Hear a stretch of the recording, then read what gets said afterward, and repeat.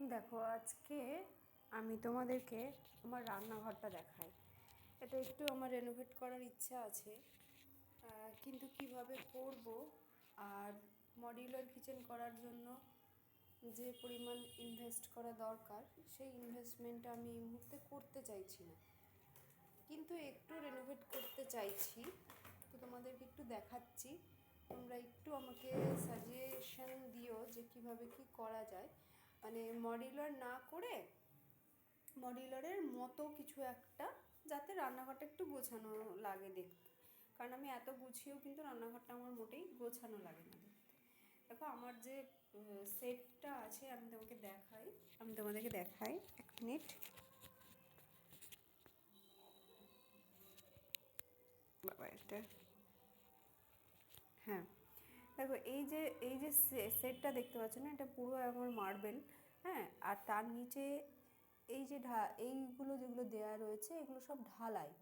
ঠিক আছে, তো আমি বলছি যে এই ঢালাইগুলো ভাঙবো না, কারণ এগুলো খুব তোমার মজবুত। কিন্তু আমার হাজব্যান্ড বলছে না, এটাকে পুরো একদম তোমার উড়িয়ে দিয়ে তারপরে মানে সব কিছু ভেঙে চুরে তারপরে এটা করতে বলছে।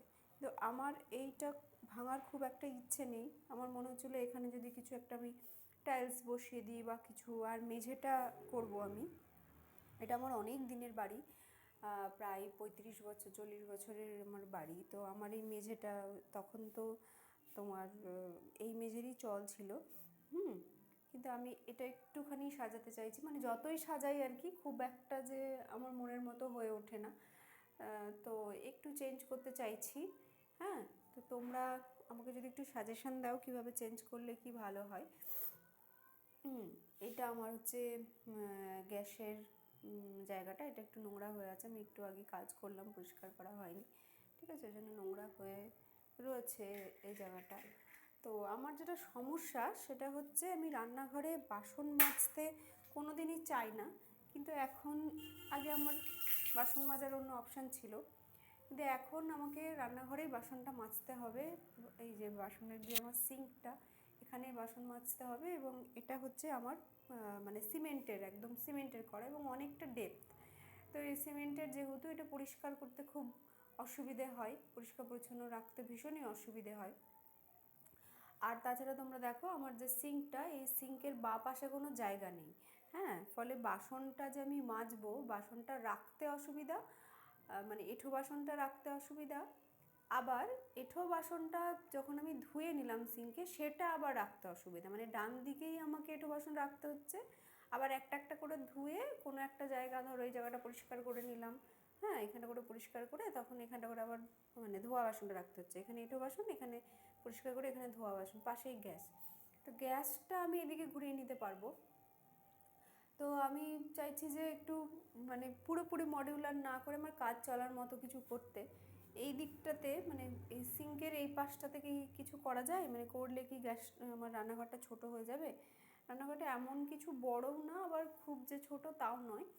তো একটু তোমরা আমাকে একটু বলো তো, মানে, আর আমার রান্নাঘরে না ভীষণভাবে আমার হাজব্যান্ড ঢোকে। তো যা কিছু যেখানে রাখি সব এলোমেলো করে দেয়, মানে নিজের হাতে যে নিজের মতো করে রাখবো, যেখানে যেটা রাখবো সেখান থেকে সেই জিনিসটা পাবো, সেটা কিন্তু আমার হয়ে ওঠে না। এটা আমার তোমাদের কাছে একটা সাজেশন বলতে পারো, মানে সাজেশন চাওয়া বলতে পারো। একটু যদি সাজেস্ট করো, তোমাদের যাদের মডিউলার কিচেন আছে বা নন মডিউলার কিচেন আছে বা সেমি মডিউলার কিচেন আছে। হ্যাঁ, আর আরেকটা কথা, আমি মডিউলার কিচেন করলেও এই ওপরে, হ্যাঁ ঠিক আছে, এই ওপরগুলোতে কোনো রকম ক্যাবিনেট রাখতে চাইছি না। কারণ যদিও আমার মডিউলার কিচেন নেই, কিন্তু আমি জানি যে মডিউলার কিচেন কিন্তু পরিষ্কার পরিচ্ছন্ন রাখার জন্য অনেকটা টাইম সেখানে ইনভেস্ট করতে হয়। তো আমার কিন্তু এই মুহূর্তে সেই টাইমটা ইনভেস্ট করার মতো সময় আমার নেই। তো কী করলে বেটার হবে, সেটা যদি তোমরা যারা অভিজ্ঞ একটু জানাও, তাহলে খুব ভালো হয়। এটা আমার তোমাদের কাছে ছোটো বোন হিসেবে বলো, দিদি হিসেবে বলো, বৌদি হিসেবে বলো, হ্যাঁ, বা মেয়ে হিসেবে বলো, বৌমা হিসেবে বলো, এটা তোমাদের কাছে, আপনাদের কাছে আমার একটা রিকোয়েস্ট, যদি এই বিষয়ে একটুখানি আমাকে সাজেশন দেন যে না ভেঙে আমি কতটা কি করতে পারি। ঠিক আছে, না ভেঙে আমি কতটা কী করতে পারি, এটুকুই আমার জানতে চাওয়ার।